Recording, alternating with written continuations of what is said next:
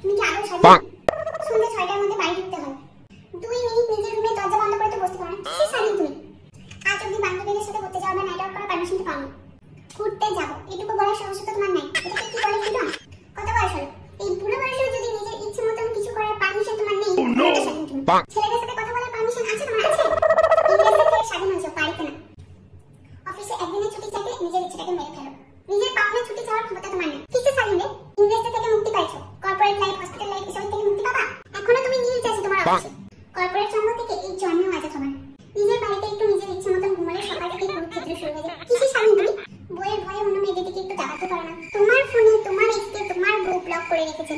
তুমি কি আদৌ স্বাধীন? যেভাবে গার্লফ্রেন্ড বউ শাসন করে কতটা তো ইংরেজরাও করে না। আর ছেলেরা কবে আজাদ ছিল? বিয়ের আগে অবধি।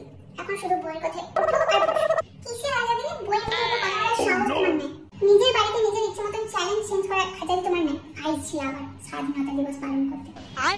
নিজের ইচ্ছে মতন কিছু করার অধিকার তোমার নেই। কিসের স্বাধীনতা? হে, দেশ স্বাধীন হয়েছে, তুমি স্বাধীন হওনি। স্বাধীনতা দিবসের দিন ঝান্ডা তুলে লাড্ডু জিলাপি কালেক্ট করাকে স্বাধীনতা বলে না।